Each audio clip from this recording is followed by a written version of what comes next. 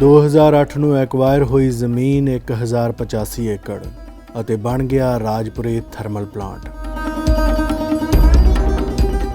ਪਿੰਡ ਵਾਲੇ ਕਹਿੰਦੇ ਕਿ ਘਰ ਘਰ ਆਉਣੀ ਸੀ ਨੌਕਰੀ, ਹੋਣਾ ਸੀ ਪਿੰਡਾਂ ਦਾ ਵਿਕਾਸ, ਮਿਲਣੀ ਸੀ ਬਿਜਲੀ ਮੁਫਤ।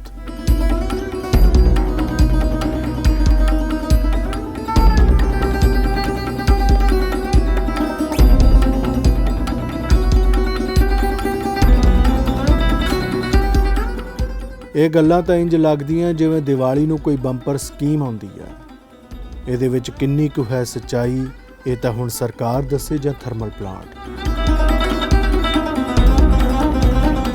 ਜਿਹਦੇ ਗੇਟ ਤੇ ਧਰਨਾ ਚੱਲਦਾ ਹੈ ਕਿਉਂਕਿ ਮੁਲਾਜ਼ਮ ਕੱਢ ਦਿੱਤੇ ਨੇ, ਪਹਿਲਾਂ ਵੀ ਕੱਢੇ ਸਨ।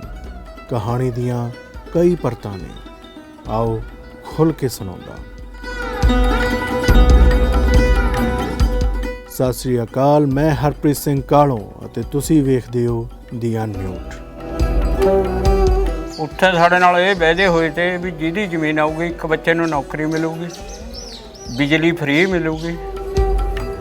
ਪੈਸਾ ਜਿਹੜਾ ਮਿਲਿਆ ਸੀ ਉੱਥੇ ਦੇਤਾ, ਜ਼ਮੀਨ ਦਾ ਕਬਜ਼ਾ ਨਹੀਂ ਮਿਲਿਆ।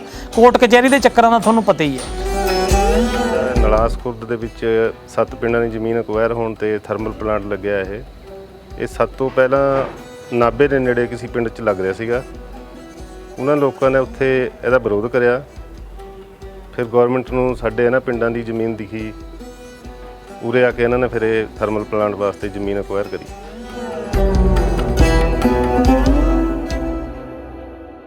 ਜਦੋਂ ਵੀ ਕਿਤੇ ਵਿਕਾਸ ਹੁੰਦਾ ਤਾਂ ਲੋਕਾਂ ਦੇ ਬਿਆਨ 'ਚ ਇੱਕ ਗੱਲ ਸਾਂਝੀ ਹੁੰਦੀ ਹੈ, ਉਹ ਇਹ ਕਿ ਸਾਡੇ ਆਉਣ ਵਾਲੇ ਪ੍ਰੋਜੈਕਟ 'ਚ ਕਿਹਾ ਗਿਆ ਸੀ ਕਿ ਤੁਹਾਡੇ ਪਿੰਡ, ਸ਼ਹਿਰ ਜਾਂ ਮੁਹੱਲੇ ਦੇ ਹਰ ਘਰ 'ਚ ਇੱਕ ਜੀਅ ਨੂੰ ਨੌਕਰੀ ਦੇਵਾਂਗੇ। ਇਹ ਲੋਕਾਂ ਲਈ ਆਰਥਿਕ ਤੌਰ ਦਾ ਪਹਿਲਾ ਝਟਕਾ ਹੁੰਦਾ ਹੈ, ਕਿਉਂਕਿ ਉਸ ਤੋਂ ਬਾਅਦ ਨੌਕਰੀ ਮਿਲਦੀ ਨਹੀਂ ਜਾਂ ਉਹਦੇ ਰੂਲ ਰੈਗੂਲੇਸ਼ਨ ਪੈਰਾਮੀਟਰ ਕੁਝ ਹੋਰ ਹੁੰਦੇ ਨੇ ਜਿਹੜੇ ਉਸ ਵੇਲੇ ਨਹੀਂ ਦੱਸੇ ਗਏ ਸੀ। ਦੂਜਾ, ਉਹਨਾਂ ਨੂੰ ਜ਼ਮੀਨ ਐਕਵਾਇਰ ਕਰਨ ਵੇਲੇ ਇਹ ਦਿਲਾਸਾ ਤਾਂ ਮਿਲਦਾ ਹੈ ਕਿ ਉਹਨਾਂ ਦੀ ਜ਼ਮੀਨ ਸੋਹਣੇ ਭਾਅ ਐਕਵਾਇਰ ਹੋ ਗਈ ਹੈ, ਕਿਉਂਕਿ ਇਸ ਦੌਰ ਦੇ ਸਿਸਟਮ ਦੇ ਅੰਦਰ ਬਹੁਤ ਕੁਝ ਬਦਲ ਰਿਹਾ ਹੈ, ਪੈਸੇ ਦੀ ਜ਼ਰੂਰਤ ਹੈ। ਪਰ ਖਾਸ ਸਮੇਂ ਤੋਂ ਉਹਨਾਂ ਨੂੰ ਆਪਣਾ ਆਪ ਰੁਲਦਾ ਜਾਪਦਾ ਹੈ, ਕਿਉਂਕਿ ਬੰਦਾ ਜਿਹੜੀ ਨਵੀਂ ਥਾਂ ਜਾਂਦਾ ਹੈ ਉੱਥੇ ਉਹਦਾ ਤਾਲਮੇਲ ਛੇਤੀ ਨਹੀਂ ਬਹਿੰਦਾ। ਸੱਭਿਅਤਾ ਦੀ ਬੁਨਿਆਦ ਦੇ ਵਿੱਚ ਬੰਦੇ ਦੇ ਠੌਰ ਠਿਕਾਣੇ 'ਚ ਉਹਦੇ ਮਨ ਦੀ ਅਵਸਥਾ, ਭਾਈਚਾਰਾ, ਆਲੇ ਦੁਆਲੇ ਨਾਲ ਉਹਦਾ ਜਜ਼ਬਾਤੀ ਤਾਲਮੇਲ, ਆਰਥਿਕ, ਸਮਾਜਿਕ, ਸੱਭਿਆਚਾਰਕ ਮੇਲ-ਜੋਲ, ਇਹ ਸਾਰੇ ਕਾਰਕ ਮਿਲ ਕੇ ਬੰਦੇ ਦੇ ਵਸਣ ਦੀਆਂ ਨਿਸ਼ਾਨੀਆਂ ਹੁੰਦੇ ਨੇ। ਪਰ ਅਜਿਹੀ ਅਸੈਸਮੈਂਟ ਨਿਰੋਲ ਕਾਨੂੰਨੀ ਚੱਲਣ ਵਾਲੇ ਨਹੀਂ ਲਾਉਂਦੇ। ਸਿਸਟਮ ਦੀ ਸਭ ਤੋਂ ਬੁਰੀ ਆਦਤ ਮੈਨੂੰ ਇਹ ਮਹਿਸੂਸ ਹੁੰਦੀ ਹੈ। ਰਾਜਪੁਰਾ ਥਰਮਲ ਪਲਾਂਟ ਦੇ ਬਣਨ ਨਾਲ ਆਲੇ ਦੁਆਲੇ ਦੇ ਪਿੰਡਾਂ ਅਤੇ ਇਲਾਕਿਆਂ 'ਚ ਕਈ ਤਰ੍ਹਾਂ ਦੇ ਮਾਹੌਲ ਬਦਲਣ ਦੇ ਇਸ਼ਾਰੇ ਨੇ, ਜੋ 2008 ਦੇ ਵਿੱਚ ਨਹੀਂ ਮਹਿਸੂਸ ਹੁੰਦਾ ਸੀ, 2022 'ਚ ਆ ਕੇ ਮਹਿਸੂਸ ਹੁੰਦਾ ਹੈ, ਜੋ ਇਸ ਦੌਰ ਦੇ ਸਿਸਟਮ ਨੂੰ ਸਮਝਣ ਦੀ ਲੋੜ ਹੈ।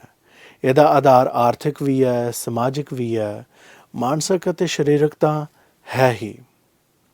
ਜੇ ਅਸੀਂ ਇਹਨਾਂ ਗੱਲਾਂ ਨੂੰ ਨਹੀਂ ਸਮਝ ਸਕਦੇ, ਫਿਰ ਇਹਨਾਂ ਵਿਧਾਨ ਸਭਾ ਚੋਣਾਂ ਦੇ ਅੰਦਰ ਸਰਕਾਰ ਨੂੰ ਵੀ ਸਮਝ ਲੈਣਾ ਚਾਹੀਦਾ ਹੈ ਕਿ ਤੁਸੀਂ ਇਸ ਲੋਕਤੰਤਰ ਦੀ ਜ਼ਮੀਨ ਨੂੰ ਕਿਸ ਤਰ੍ਹਾਂ ਤਹਿਸ ਨਹਿਸ ਕਰ ਰਹੇ ਹੋ, ਕਿਉਂਕਿ ਤੁਸੀਂ ਹੁਣ ਲੋਕ ਕਲਿਆਣਕਾਰੀ ਕਦਮਾਂ ਦੀ ਸਾਂਝੀ ਮੂਲ ਅਵਸਥਾ ਨੂੰ ਭੁੱਲ ਗਏ ਹੋ।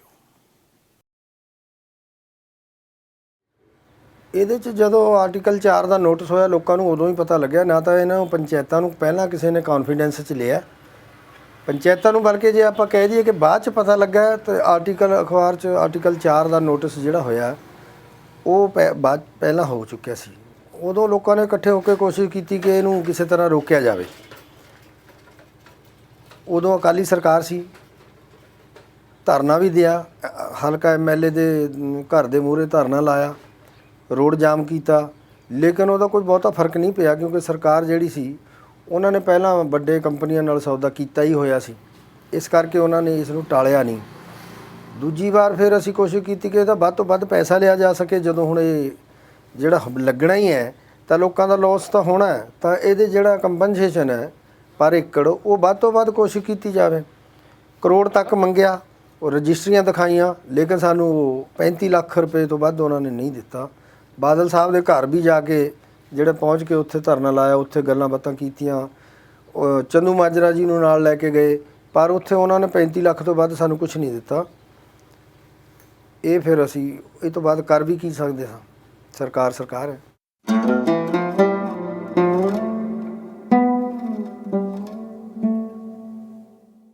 ਰਾਜਪੁਰੇ ਦਾ ਥਰਮਲ ਪਲਾਂਟ ਪਹਿਲਾਂ ਨਾਭੇ ਲੱਗਣਾ ਸੀ। ਇਸੇ ਕਰਕੇ ਇਹਦੀ ਕਾਗਜ਼ੀ ਕਾਰਵਾਈ 'ਚ ਨਾਮ NPL ਹੈ, ਯਾਨੀ ਕਿ ਨਾਭਾ ਪਾਵਰ ਲਿਮਟਿਡ। ਨਾਭੇ ਕਿਸਾਨਾਂ ਨੇ ਵਿਰੋਧ ਕੀਤਾ, ਪ੍ਰੋਜੈਕਟ ਨਾਭੇ ਨਾ ਲੱਗ ਸਕਿਆ ਤੇ ਫਿਰ ਰਾਜਪੁਰੇ ਜ਼ਮੀਨ ਅਕਵਾਇਰ ਹੋਈ ਅਤੇ 2014 ਤੋਂ ਲੈਰੈਂਸ and turbo power development limited project ਰਾਜਪੁਰੇ ਤੋਂ ਸ਼ੁਰੂ ਹੋਇਆ। ਨੇੜਲੇ ਪਿੰਡਾਂ 'ਚ ਪਾਰਕ, ਐਂਬੂਲੈਂਸ ਅਤੇ ਸਿੱਖਿਆ ਦੇ ਖੇਤਰ 'ਚ ਥਰਮਲ ਪਲਾਂਟ ਦੀ ਕੰਪਨੀ ਵੱਲੋਂ ਸਹੂਲਤਾਂ ਦਿੱਤੀਆਂ ਨੇ। ਪਰ ਦੂਜਾ ਪਾਸਾ ਇਹਦਾ ਇਹ ਹੈ ਕਿ ਪਿੰਡ ਵਾਸੀਆਂ ਮੁਤਾਬਕ ਪਲਾਂਟ ਕਰਕੇ ਸਾਨੂੰ ਮਹਿਸੂਸ ਹੁੰਦਾ ਹੈ ਕਿ ਸਿਹਤ ਪੱਖੋਂ ਪਰੇਸ਼ਾਨੀਆਂ ਪੈਦਾ ਹੋ ਗਈਆਂ ਨੇ। ਮਹਿਸੂਸ ਬਾਈ ਜੀ, ਜਿਹੜਾ ਪਾਣੀ ਹੈ ਨਾ, ਇੱਕ ਤਾਂ ਪਾਣੀ ਦਾ ਜਿਹੜਾ ਮਤਲਬ ਪੀਣ ਦਾ ਸਵਾਦ ਹੈ ਉਹ ਚੇਂਜ ਹੋ ਗਿਆ। ਇੱਕ ਪਾਣੀ ਸਾਡੇ ਜਿਹੜੇ ਬੋਰ ਆ ਇੱਥੇ, ਇਹ ਬੋਰਾਂ ਦੇ ਜਿਹੜੇ ਪਾਈਪ ਤੇ ਉਹ ਬਿਲਕੁਲ ਸਾਫ਼ ਨਿਕਲਦੇ ਤੇ ਥਰਮਲ ਤੋਂ ਪਹਿਲਾਂ। ਹੁਣ ਉਹ ਪਤਾ ਨਹੀਂ ਕਿਆ ਚੀਜ਼ ਹੈ, ਕਾਈ ਹੈ ਜਾਂ ਕਿਆ ਚੀਜ਼ ਹੈ, ਮਤਲਬ ਇੱਕ ਪਾਈਪ ਦੇ ਉੱਪਰ ਇੱਕ ਲੇਅਰ ਜੀ ਜਮੀ ਵੀ ਆ, ਗੰਦਗੀ ਆ ਉਹ। ਇਹਦਾ ਮਤਲਬ ਜਿਹੜਾ ਇਹਨਾਂ ਦਾ ਅੰਦਰ ਦਾ ਪਾਣੀ ਹੈ ਉਹ ਧਰਤੀ 'ਚ ਆ ਗਿਆ। ਤੁਹਾਨੂੰ ਇਹ ਲੱਗਦਾ ਨਹੀਂ ਬੋਰਾਂ ਦਾ ਵੀ ਪਾਣੀ ਵੱਧ ਗਿਆ, ਮਤਲਬ ਜਿਹੜੇ ਬਾਹਰ ਬੋਰ ਤੇ ਨਾ ਉਹਨਾਂ ਦੇ ਘੱਟ ਪਾਣੀ ਦਾ ਬੋਰ ਕਰੇ ਸੀ ਇਹਨਾਂ ਬਹੁਤ, ਮਤਲਬ ਅੰਦਰ ਇਹਨਾਂ 200-300 ਬੋਰ ਕਰਿਆ ਵਾ ਜੀ, ਖਾਲੀ ਜਿਹੜਾ ਇਸ ਤਰ੍ਹਾਂ ਹੀ ਪਿਆ, ਮਤਲਬ ਉਹਦੇ 'ਚ ਇਹ ਪਾਣੀ ਗੇਰਦੇ ਆ। ਤੁਸੀਂ ਇੰਨੇ ਵਿਸ਼ਵਾਸ ਨਾਲ ਕਿਵੇਂ ਕਹਿੰਦੇ? ਅਸੀਂ ਦੇਖੇ ਆ ਜੀ, ਅਸੀਂ ਨਾਲ ਜਦ ਬੋਰ ਹੋਏ ਆ ਉਰੇ। ਉਹ ਕਾਹਦੇ ਵਾਸਤੇ ਹੋਏ ਆ? ਉਹਨਾਂ ਦਾ ਮਕਸਦ ਇਹੀ ਆ ਵੀ ਜਿਹੜਾ ਅੰਦਰ ਦਾ ਪਾਣੀ ਹੈ, ਇਹਨਾਂ ਦਾ ਵੇਸਟੇਜ ਪਾਣੀ ਹੈ, ਖਰਾਬ ਪਾਣੀ ਹੈ, ਉਹ ਬੋਰਾਂ 'ਚ ਪਾਉਂਦੇ ਆ। ਜਿਹੜੀ ਇਹਦੀ ਰਾਖ ਡਿੱਗਦੀ ਹੈ ਉਹਦਾ ਕੀ ਅਸਰ ਹੈ? ਉਹ ਜਿਸ ਤਰ੍ਹਾਂ ਹੁਣ ਫਸਲ ਹੈ, ਫਸਲ ਦੇ ਪੱਤਿਆਂ ਤੇ ਗਿਰ ਗਈ, ਇੱਕ ਲੇਅਰ ਬਣ ਗਈ ਉੱਪਰ, ਉਹ ਬੂਟਾ ਜਿਹੜਾ ਗਰੋਥ ਹੀ ਨਹੀਂ ਕਰਦਾ। ਹੁਣ ਬਰਸੀਨ ਹੈ, ਬਰਸੀਨ ਦੇ ਉੱਪਰ ਗਿਰ ਗਈ, ਉਹ ਡੰਗਰਾਂ ਨੇ ਵੀ ਖਾਣੀ ਹੈ, ਉਹ ਡੰਗਰਾਂ ਦੇ ਅੰਦਰ ਜਾਣੀ ਆ, ਉਹ ਫਿਰ ਸਾਡੇ ਆਣੀ ਹੈ। ਇਸ ਬਾਰੇ ਤੁਸੀਂ ਗੱਲਬਾਤ ਕੀਤੀ ਇਹਨਾਂ ਨਾਲ? ਅਸੀਂ ਤਾਂ ਗੱਲ ਕਰ ਲਈ, ਕੁਛ ਨਹੀਂ, ਇਹ ਮਤਲਬ ਸੁਣਦੇ ਹੀ ਨਹੀਂ। ਨੰਬਰ 1 ਤਾਂ ਜੇ ਅਸੀਂ ਜਾਂਦੇ ਸਾਨੂੰ ਅੰਦਰ ਹੀ ਨਹੀਂ ਵੜਨ ਦਿੰਦੇ। ਇਹ ਜਿਹੜਾ ਤੁਸੀਂ ਸਾਰਾ ਦੱਸ ਰਹੇ ਹੋ ਵੀ ਹੁਣ ਪਾਣੀ ਦੇ ਵਿੱਚ ਇਸ ਤਰ੍ਹਾਂ ਲੇਅਰ ਆ ਰਹੀ ਹੈ, ਕਾਈ ਜੰਮ ਰਹੀ ਹੈ, ਮਤਲਬ ਪਹਿਲਾਂ ਤੁਹਾਨੂੰ ਇਸ ਬਾਰੇ ਕਿਸੇ ਨੇ ਦੱਸਿਆ ਸੀ? ਇਹਨਾਂ ਨੇ ਦੱਸਿਆ ਸੀ ਵੀ ਇਹਦੇ ਕੀ ਚੰਗੇ ਅਸਰ ਪੈਣਗੇ, ਕੀ ਮਾੜੇ ਅਸਰ ਪੈਣਗੇ? ਨਹੀਂ ਜੀ, ਨਹੀਂ, ਸਾਨੂੰ ਕੁਛ ਨਹੀਂ ਦੱਸਿਆ ਇਹਨਾਂ ਨੇ। ਜਿਵੇਂ ਪਿੰਡ ਪੱਧਰ ਤੇ ਮਤਲਬ ਮੈਂ ਸੁਣਿਆ ਸੀ ਵੀ ਇਹ ਕਹਿੰਦੇ ਵੀ ਸਾਲ ਦਾ 2 ਕਿ 6 ਕਰੋੜ ਰੁਪਈਆ ਪੱਕਾ ਰੱਖਦੇ ਨੇ। ਸਾਡੇ ਪਿੰਡ ਵਿੱਚ ਕੁਝ ਨਹੀਂ ਜੀ। ਨਹੀਂ, ਸਾਡੇ ਪਿੰਡ ਨੂੰ ਤਾਂ ਮੈਂ ਖੁਦ ਪੰਚਾਇਤ ਮੈਂਬਰ ਹਾਂ, ਮੈਨੂੰ 3 ਸਾਲ ਹੋ ਗਏ ਪੰਚਾਇਤ 'ਚ। ਕੋਈ ਵੀ ਇਹਨਾਂ ਦੀ ਇੱਕ ਪੈਸੇ ਦੀ ਵੀ ਕੋਈ ਮਤਲਬ ਇਹਨਾਂ ਦੀ ਉਹ ਨਹੀਂ ਹੈਗੀ। ਹੁਣ ਇਹ ਬਾਹਰ ਡਰੇਨ ਹੈ, ਇਹ ਡਰੇਨ ਪਾਣੀ ਵਾਲੀ ਹੈ ਜਿਹੜੀ, ਇਹਨੂੰ ਜਦ ਹੁਣ ਬਾਰਿਸ਼ ਪੈ ਗਈ, ਕਿਸਾਨਾਂ ਦਾ ਨੁਕਸਾਨ ਹੋਣਾ ਹੈ, ਇਹਨੂੰ ਇਹ ਸਾਫ਼ ਨਹੀਂ ਕਰਦੇ। ਉਸੇ ਤਰ੍ਹਾਂ ਕਵਾੜ ਖੜਿਆ, 2-2 ਸਾਲ ਨਿਕਲ ਜਾਂਦੇ ਆ। ਫਿਰ ਜਦੋਂ ਮੀਂਹ ਪੈ ਗਿਆ, ਫਿਰ ਬਾਹਰ ਦਾ ਪਾਣੀ ਤਾਂ ਹੋਏ ਗਿਆ, ਫਿਰ ਅੰਦਰ ਦੇ ਆਪਣੇ ਬੋਰ ਚਲਾ ਦਿੰਦੇ ਆ ਬਾਹਰ ਕੱਢਣ ਵਾਸਤੇ ਪਾਣੀ। ਉਹ ਵੀ ਕਿਸਾਨਾਂ ਦਾ ਹੀ ਨੁਕਸਾਨ ਹੈ। ਨਾਲ 2-2 3-3 ਕਿੱਲੇ ਮਤਲਬ ਕਣਕ ਆ, ਜੀਰੀ ਦੇ ਜੋ ਵੀ ਹੈ ਉਹ ਖਤਮ ਹੋ ਜਾਂਦੇ। ਜਿਹੜੇ ਸਿਹਤ ਦਾ ਆਪਾਂ ਸੁਣ ਰਹੇ ਸੀ ਵੀ ਕੋਈ ਕਹਿ ਰਿਹਾ ਸਾਹ ਦੀ ਬਿਮਾਰੀ ਦਾ ਆ ਰਿਹਾ, ਕੋਈ ਕੁਛ ਕਹਿ ਰਿਹਾ, ਹਾਂਜੀ, ਮਤਲਬ ਕਿ ਲੋਕਾਂ ਦੇ ਅੰਦੇਸ਼ੇ ਆ ਵੀ ਕੋਲ ਦਾ ਯੂਰੇਨੀਅਮ ਪਾਣੀ ਦੇ ਵਿੱਚ ਘੁਲ ਕੇ ਹਾਂਜੀ ਸਾਡੇ ਇੱਧਰ ਸ਼ਿਫਟ ਹੋ ਰਿਹਾ ਹੈ। ਹਾਂਜੀ, ਮਤਲਬ ਇਹ ਸਿਰਫ ਗੱਲਾਂ ਹੈ ਜਾਂ ਕਿਸੇ ਐਕਸਪਰਟ ਨੇ ਜਾਂ ਕਿਸੇ ਡਾਕਟਰ ਨੇ ਵੀ ਤੁਹਾਨੂੰ ਇਸ਼ਾਰੇ ਕੀਤੇ ਐਵੇਂ ਦੇ? ਡਾਕਟਰ ਤਾਂ ਹੁਣ ਜਿਹੜੇ ਬੰਦੇ ਨੂੰ ਤਕਲੀਫ ਹੈ ਜੀ, ਡਾਕਟਰ ਕਿਹੜਾ ਪੁੱਛਦੇ ਆ ਵੀ ਤੁਹਾਡਾ ਪਾਣੀ ਕਿਸ ਤਰ੍ਹਾਂ ਦਾ ਕਿਆ ਹੈ। ਹੁਣ ਪਿੰਡ 'ਚ ਮਰੀਜ਼ ਤਾਂ ਹੈਗੇ ਕਾਫੀ ਆ। ਕਿਸ ਤਰ੍ਹਾਂ ਦੇ ਮਰੀਜ਼ ਹੈ? ਜਿਹੜੇ ਮਤਲਬ ਦਮੇ ਦੀ ਸ਼ਿਕਾਇਤ, ਸਾਹ ਚੜ੍ਹਨਾ, ਇੱਕ ਗੋਡਿਆਂ ਤੋਂ ਬਹੁਤ ਜ਼ਿਆਦਾ ਹੋ ਗਿਆ। ਗੋਡਿਆਂ ਦੀ ਬਹੁਤ ਬਿਮਾਰੀ ਹੋ ਗਈ। ਪਰ ਉਹਦਾ ਕਾਰਨ ਕੋਈ ਹੋਰ ਵੀ ਹੋ ਸਕਦਾ ਹੈ, ਜ਼ਰੂਰੀ ਨਹੀਂ। ਸਾਡਾ ਮਤਲਬ ਜਿਹੜਾ ਸਾਨੂੰ ਖੁਦ ਨੂੰ ਵੀ ਲੱਗ ਰਿਹਾ, ਜਿਹੜਾ ਅਸੀਂ ਪਾਣੀ ਪਹਿਲਾਂ ਪੀਂਦੇ ਤੇ ਉਹ ਪਾਣੀ ਨਹੀਂ ਹੈ। ਅੱਛਾ, ਕੋਈ ਗ੍ਰੀਨ ਬੈਲਟ ਦੀ ਗੱਲ ਸੀ, ਜਿਵੇਂ ਜਿਹੜੀ ਇਹਨਾਂ ਨੇ ਵੈਬਸਾਈਟ ਹੈ, ਹਾਂਜੀ, ਵੈਬਸਾਈਟ ਮੈਂ ਪੜ੍ਹ ਰਿਹਾ ਸੀ, ਉਹਦੇ 'ਚ ਤੇ ਲਿਖਿਆ ਹੋਇਆ ਵੀ ਇਹਨਾਂ ਨੇ ਉਹ ਪੂਰੇ ਮਾਪਦੰਡ ਪੂਰੇ ਕੀਤੇ ਹੋਏ ਨੇ। ਹਾਂਜੀ, ਵੀ ਜਿੰਨੇ ਦਰਖਤ ਸਾਨੂੰ ਲਾਉਣ ਦੀ ਗੱਲ ਹੈ ਉਸ ਤੋਂ ਕਿਤੇ ਵੱਧ ਲਾਏ ਹੋਏ ਨੇ। ਨਹੀਂ ਜੀ, ਨਹੀਂ, ਕੋਈ ਇਹਨਾਂ ਨੇ ਗ੍ਰੀਨ ਬੈਲਟ ਨਹੀਂ ਲਾਈ ਵੀ। ਇਹ ਤੁਹਾਡੇ ਸਾਹਮਣੇ ਹੀ ਹੈ, ਦੇਖ ਲਓ। ਇੱਕ ਇਹ ਮਤਲਬ ਸਫੈਦਿਆਂ ਦੀ ਕਿੱਕ ਲਾਈਨ ਲਾ ਕੇ ਐਡੇ ਵੱਡੇ ਪਲਾਂਟ ਦੀ ਗ੍ਰੀਨ ਬੈਲਟ ਲੱਗੀ। ਇਹ ਤਾਂ ਇਹਨਾਂ ਨੇ 2-2 ਏਕੜ ਮਤਲਬ ਪਹਿਲੇ ਕਿਹਾ ਤਾਂ ਵੀ ਅਸੀਂ 2-2 ਏਕੜਾਂ 'ਚ ਲਾਣੀ ਹੈ। ਪਤਾ ਨਹੀਂ ਸਰਕਾਰਾਂ ਨਾਲ ਮਿਲ ਕੇ ਜਾਂ ਕਿਸ ਤਰ੍ਹਾਂ ਜੋ ਵੀ ਹੈ ਇਹਨਾਂ ਦਾ ਚੱਲ ਰਿਹਾ ਹੈ। ਹੁਣ ਮਤਲਬ 2 ਕਿੱਲਿਆਂ ਦੀ ਹੁਣ ਨਹੀਂ, ਇਹ ਕਹਿੰਦੇ ਹੀ ਨਹੀਂ ਹੁਣ ਤਾਂ ਵੀ ਲਾਣੀ ਹੈ। ਕੋਈ ਗ੍ਰੀਨ ਬੈਲਟ ਨਹੀਂ ਉਰੇ ਲੱਗੀ ਵੀ।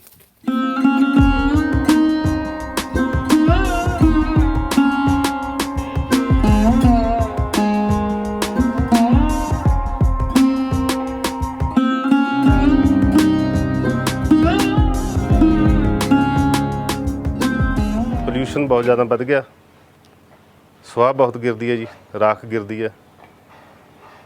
ਨੰਬਰ 2 ਇੱਥੇ ਨਾ ਜਿਹੜੀ ਗਰਮੀ ਹੋਈ ਵੀ ਆ ਮਾਰਚ ਦੇ ਮਹੀਨੇ ਦੇ ਵਿੱਚ ਵੀ ਭਾਦੋਂ ਵਰਗੀ ਗਰਮੀ ਹੋ ਜਾਂਦੀ ਹੈ, ਮੋਇਸਚਰ ਵਾਲੀ ਗਰਮੀ ਹੁੰਦੀ ਹੈ। ਉਹ ਗਰਮੀ ਬੜੀ ਤਕਲੀਫ ਦਿੰਦੀ ਹੈ। ਬਠਿੰਡੇ ਇਲਾਕੇ ਦੇ ਜਿਹੜਾ ਥਰਮਲ ਪਲਾਂਟ ਆ ਉੱਥੇ ਵੀ ਅਖਬਾਰਾਂ 'ਚ ਵੀ ਪੜ੍ਹਦੇ ਆ ਵੀ ਕੈਂਸਰ ਕਾਫੀ ਵਧਿਆ ਵੀ। ਸਾਨੂੰ ਖਦਸ਼ਾ ਹੈ ਵੀ ਜਿਸ ਤਰ੍ਹਾਂ ਉੱਥੇ ਕੈਂਸਰ ਇੰਨਾ ਵੱਧ ਗਿਆ, ਸਾਡੇ ਵੀ ਇੱਥੇ ਕੈਂਸਰ ਦੇ ਮਰੀਜ਼ ਜ਼ਿਆਦਾ ਵੱਧ ਜਾਣੇ।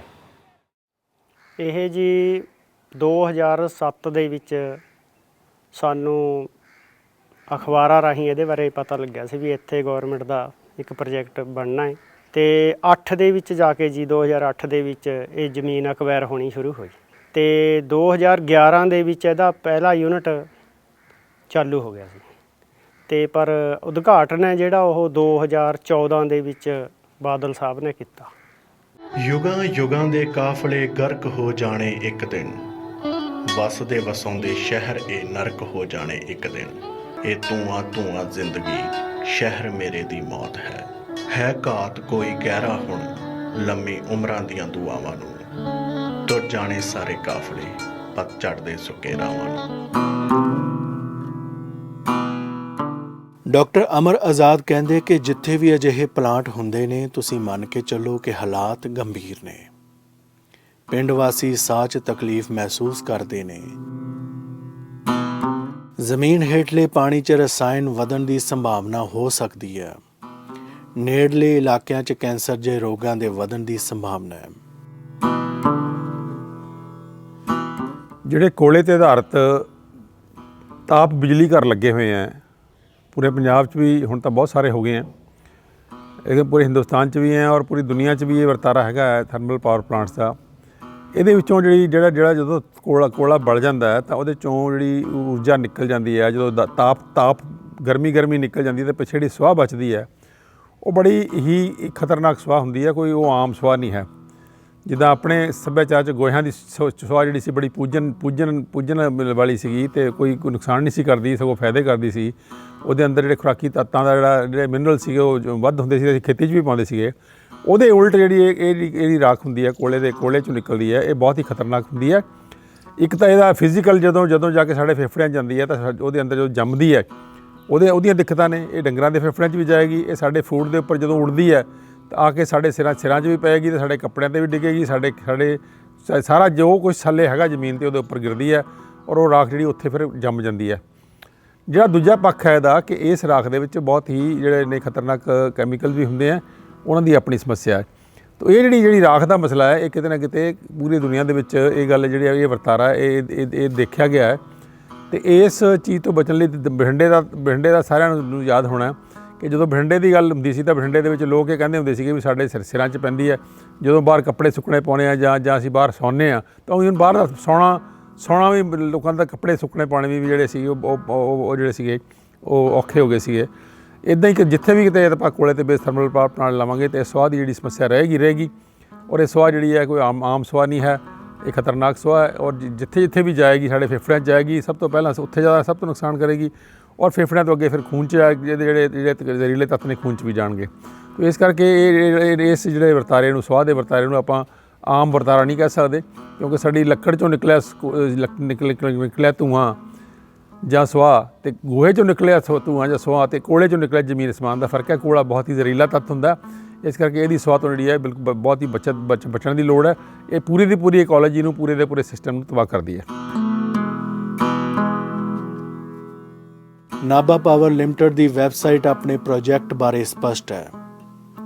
ਕੰਪਨੀ ਵੈਬਸਾਈਟ 'ਤੇ ਹਰ ਮਹੀਨੇ ਵਰਤੇ ਜਾਂਦੇ ਕੋਲੇ ਦੀ ਗੁਣਵੱਤਾ ਰਿਪੋਰਟ ਵੀ ਪਾਉਂਦੀ ਹੈ ਅਤੇ ਵਾਤਾਵਰਣ ਸੰਬੰਧੀ ਰਿਪੋਰਟ ਵੀ ਪਾਉਂਦੀ ਹੈ।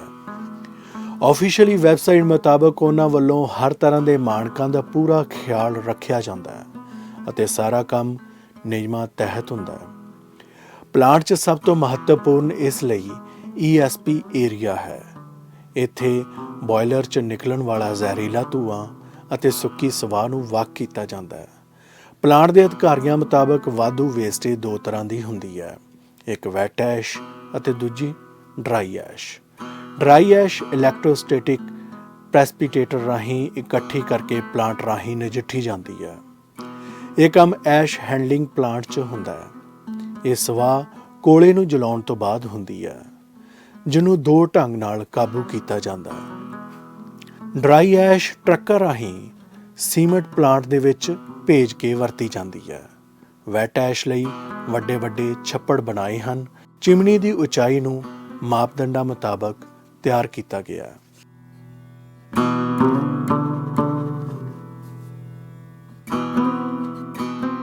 ਪਰ ਇਹ ਵੀ ਸੱਚ ਹੈ ਕਿ ਚਿਮਨੀ ਚੋਂ ਉੱਡਦੀ ਰਾਖ ਪਿੰਡਾਂ ਵਾਲਿਆਂ ਦੇ ਬਾਹਰ ਸੁੱਕੇ ਪਏ ਕੱਪੜਿਆਂ ਤੇ ਡਿੱਗਦੀ ਹੈ।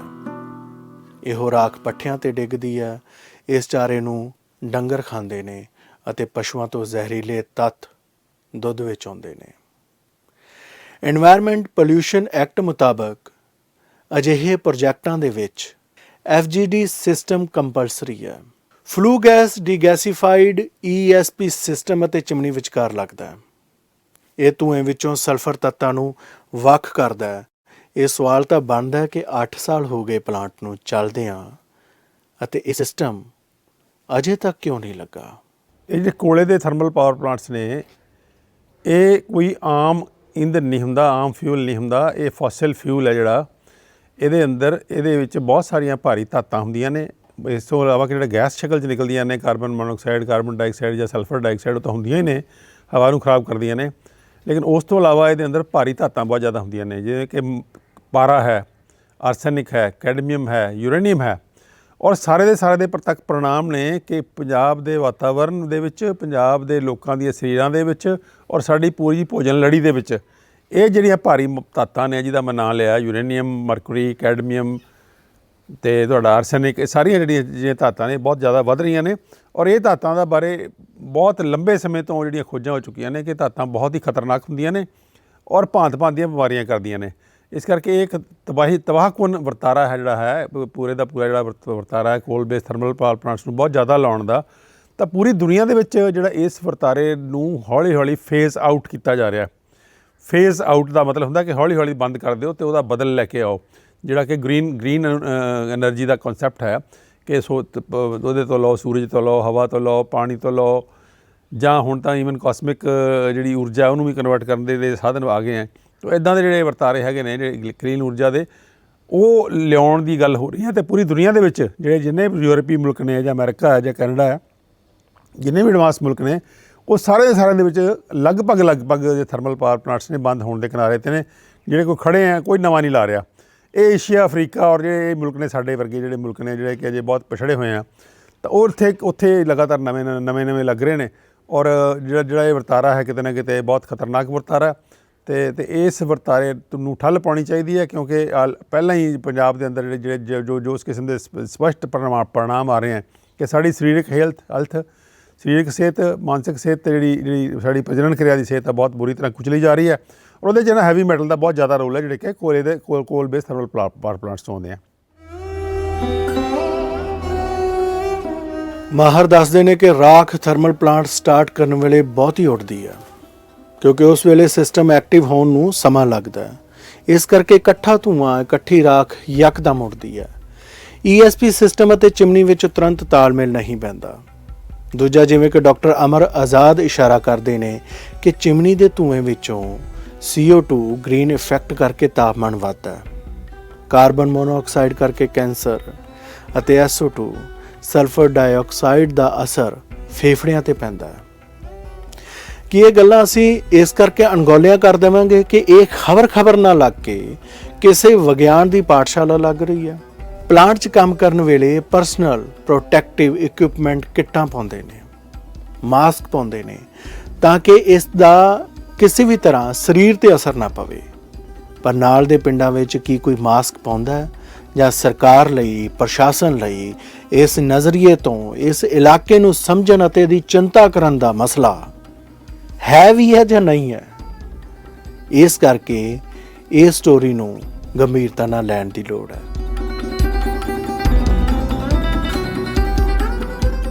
ਦੂਜਾ ਪੱਖ ਪੰਜਾਬ ਦੀ ਹਰ ਉਸ ਥਾਂ ਤੇ ਹੈ ਜਿੱਥੇ ਸਰਕਾਰ ਧੜਾਧੜ ਜ਼ਮੀਨਾਂ ਅਕਵਾਇਰ ਕਰ ਰਹੀ ਹੈ। ਹਰ ਸ਼ੈ ਦਾ ਕੇਂਦਰੀਕਰਨ ਹੈ। ਪੰਚਾਇਤ ਦੇ ਵਸੀਲੇ ਖਤਮ ਕੀਤੇ ਜਾ ਰਹੇ ਨੇ। ਪੰਚਾਇਤੀ ਰਾਜ ਕਿੰਨਾ ਕੁ ਬਚੇਗਾ, ਇਹ ਆਉਣ ਵਾਲੇ ਸਮੇਂ ਦਾ ਵੱਡਾ ਸਵਾਲ ਹੈ। ਪਿੰਡ ਸੂਲਰ ਵਾਸੀ ਇੱਕ ਗੱਲ ਬਹੁਤ ਤਰਕ ਨਾਲ ਸਮਝਾਉਂਦੇ ਨੇ ਸਰਕਾਰ ਨੇ ਪਿੰਡ ਵਾਲਿਆਂ ਤੋਂ ਜ਼ਮੀਨ ਖਰੀਦੀ 37,50,000 ਰੁਪਏ ਨੂੰ ਪ੍ਰਤੀ ਏਕੜ ਅਤੇ ਇੰਜ ਕੁੱਲ ਪ੍ਰੋਜੈਕਟ ਤਹਿਤ 1,085 ਏਕੜ ਜ਼ਮੀਨ ਐਕਵਾਇਰ ਹੋਈ। ਪਿੰਡ ਵਾਸੀਆਂ ਮੁਤਾਬਕ ਜ਼ਮੀਨ ਐਕਵਾਇਰ ਕਰਨ ਲੱਗਿਆ 400 ਕਰੋੜ ਦੇ ਲਗਭਗ ਕੀਮਤ ਅਦਾ ਕੀਤੀ ਗਈ, ਪਰ ਅੱਗੇ ਕੰਪਨੀ ਨੂੰ ਦੁੱਗਣੇ ਭਾਅ ਤੇ ਵੇਚੀ।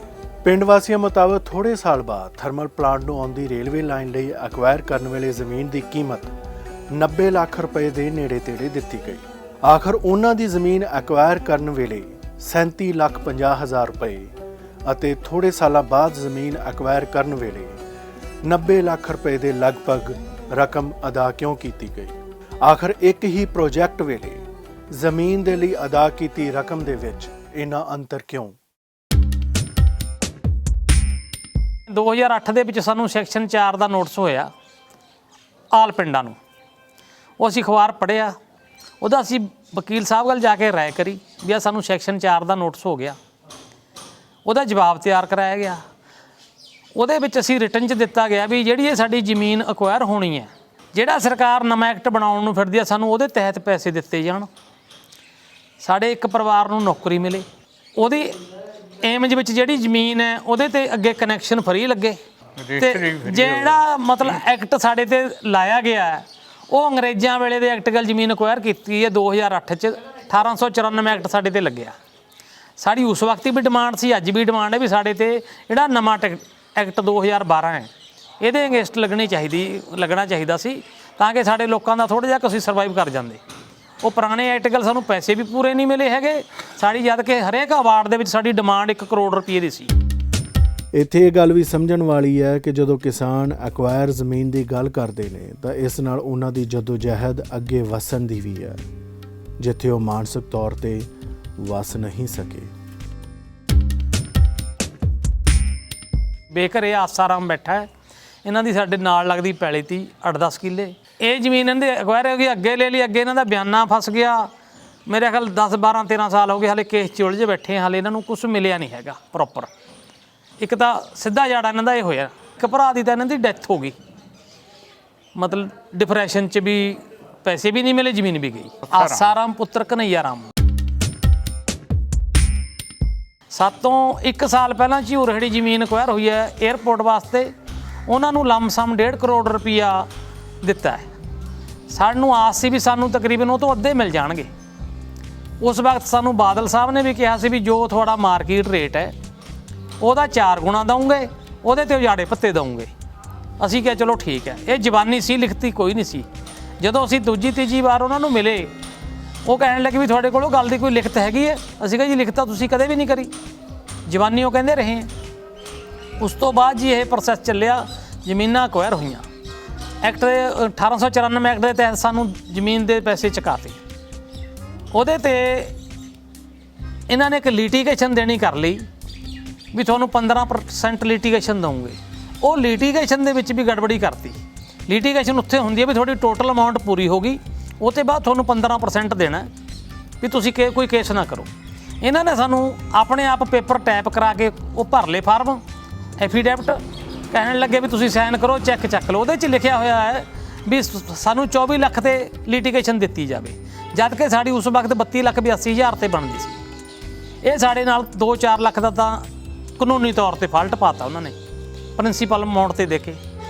ਉਸ ਤੋਂ ਬਾਅਦ ਸਾਨੂੰ ਜੋ ਬੈਨੀਫਿਟ ਮਿਲਣੇ ਸੀ, ਕਨੈਕਸ਼ਨ ਫ੍ਰੀ ਲੱਗਣਾ ਸੀ, ਉਹ ਕੋਈ ਨਹੀਂ ਮਿਲਿਆ। ਜੋ ਕਮਿਟਮੈਂਟ ਹੋਈ ਸੀ ਇਲਾਕੇ ਵਾਸਤੇ ਵੀ ਫ੍ਰੀ ਬਿਜਲੀ ਮਿਲੂਗੀ, ਇੱਕ ਬੱਚੇ ਨੂੰ ਨੌਕਰੀ ਮਿਲੂਗੀ, ਉਹ ਕੋਈ ਨਹੀਂ ਮਿਲੀ ਸਾਨੂੰ। ਇਸ ਕਰਕੇ ਸਾਡਾ ਲੋਕਾਂ ਦਾ ਉਜਾੜਾ ਹੀ ਹੋਇਆ, ਬੈਨੀਫਿਟ ਕੋਈ ਨਹੀਂ ਹੋਇਆ। ਇਹ ਸਾਡੇ ਲੋਕਾਂ ਦੀ ਤਰਾਸਦੀ ਹੈ। ਔਰ ਸਾਨੂੰ ਇਹਨਾਂ ਨੇ ਕਿਹਾ ਤੁਹਾਨੂੰ 30% ਉਜਾੜਾ ਦਊਂਗੇ। ਆ ਤੁਸੀਂ ਜਿਹੜੇ ਮਕਾਨ 'ਚ ਬੈਠੇ ਹੋਏ ਆ 2005 'ਚ ਬਣਿਆ, ਇਹਦੀ ਜੀ ਅੱਜ ਤੁਸੀਂ ਕੀਮਤ ਲਾਉਣ ਤਕਰੀਬਨ 50 ਲੱਖ ਰੁਪਈਆ ਬਣਦੀ ਹੈ। ਜੇ ਇੱਕ ਕਿਸਾਨ 50 ਲੱਖ ਦੇ ਮਕਾਨ ਵਿੱਚੋਂ ਉੱਜੜ ਕੇ ਜਾਂਦਾ ਹੈ, ਉਹਨੂੰ ਅੱਗੇ ਜੇ 50 ਨਹੀਂ 25 ਲੱਖ ਦਾ ਤਾਂ ਮਕਾਨ ਬਣਨਾ ਚਾਹੀਦਾ। ਉੱਥੇ ਉਹਨਾਂ ਦੇ ਕੋਈ ਰਹਿਣ ਬਸੇਰੇ ਨਹੀਂ ਥੇ, ਕੋਈ ਕੁਛ ਨਹੀਂ ਹੈ। ਲੋਕ ਮਤਲਬ ਜ਼ਮੀਨਾਂ ਅੱਗੇ ਲਈਆਂ। ਸਾਡਾ ਅੱਜ ਤੱਕ ਕੇਸ ਚੱਲਦਾ, ਲੋਕਾਂ ਨਾਲ ਠੇਕਾ ਨਹੀਂ ਮਿਲਦਾ, ਬਰਾਨ ਕਰਦੇ ਆ, ਸਾਨੂੰ ਪਿਛਲੇ ਸਾਲ ਦਾ ਠੇਕਾ ਨਹੀਂ ਮਿਲਿਆ। ਦੇ ਦਾਂਗੇ ਅੱਗੇ ਕਹਿੰਦੇ ਦੇ ਦਾਂਗੇ, ਕਿ ਉੱਥੇ ਜਾ ਕੇ ਅਸੀਂ ਬਸੇ ਨਹੀਂ, ਰਹਿਣ ਬਸੇਰਾ ਨਹੀਂ ਸੀ ਸਾਡਾ, ਕੋਈ ਪ੍ਰੋਪਰ ਪ੍ਰਬੰਧ ਨਹੀਂ ਸੀ ਪਾਣੀ ਦਾ। ਫਿਰ ਨਵੀਂ ਗੱਲ, ਇੱਥੇ ਸਾਡਾ ਭਾਈਚਾਰਕ ਸਾਂਝ ਹੈ, ਚਾਹੇ ਕਾਸਟਾਂ ਅਲੱਗ ਹੈ, ਭਾਈਚਾਰਕ ਸਾਂਝ ਹੈ, ਦੁੱਖ ਸੁੱਖ 'ਚ ਇਕੱਠੇ ਹੁੰਦੇ ਆ। ਉੱਥੇ ਨਵੇਂ ਬੰਦਿਆਂ 'ਚ ਅਸੀਂ ਗਏ ਹਾਂ, ਸਾਡਾ ਕੋਈ ਭਾਈਚਾਰਕ ਸਾਂਝ ਨਹੀਂ ਉਹਨਾਂ ਲੋਕਾਂ ਨਾਲ, ਉਹ ਤਾਂ ਸਾਡੇ ਨਾਲ ਤਿਰਛੇ ਦੇਖਦੇ ਆ ਵੀ ਪਤਾ ਨਹੀਂ ਅਜਨਬੀ ਕਿੱਥੋਂ ਆ ਗਏ। ਇਸ ਕਰਕੇ ਸਾਡੇ ਨਾਲ ਇਹ ਮਤਲਬ ਸਰੋਸਰੀ ਧੱਕਾ ਹੋਇਆ। ਇਹ ਮੇਰੇ ਹਿੱਸੇ ਦਾ ਪੰਜਾਬ ਹੈ ਜਿਹਨੂੰ ਮੈਂ ਵੇਖਦਾ। ਸਰੀਰਾਂ ਨੂੰ ਰੋਗ ਚਿੰਬੜਿਆ, ਜ਼ਮੀਨਾਂ ਨੂੰ ਜ਼ਹਿਰ। ਬਿਹਤਰ ਜ਼ਿੰਦਗੀ ਦੀ ਤਲਾਸ਼ ਵਿੱਚ ਬੰਦੇ ਬਾਹਰ ਨੂੰ ਦੌੜ ਰਹੇ ਨੇ ਅਤੇ ਜ਼ਮੀਨਾਂ ਵੀ ਧੜਾ-ਧੜ ਐਕਵਾਇਰ ਹੋ ਰਹੀਆਂ ਨੇ। ਬੇਅਦਬੀਆਂ ਦੇ ਕੇਸ, ਨੌਜਵਾਨ ਮੁੰਡਿਆਂ ਤੇ ਪੈਂਦੇ ਕੇਸ, ਹਿੰਦੂ ਸਿੱਖ ਏਕਤਾ ਦੇ ਖਤਰੇ ਦੀ ਝੂਠੀ ਦੁਹਾਈ, ਸਿਆਸੀ ਝੂਠੀਆਂ ਤਸਵੀਰਾਂ ਵਿੱਚ ਪੰਜਾਬ ਦੀ ਧਰਤੀ ਨੂੰ ਪੋਟਾ-ਪੋਟਾ ਕਰਕੇ ਖੋਰਾ ਲੱਗਿਆ।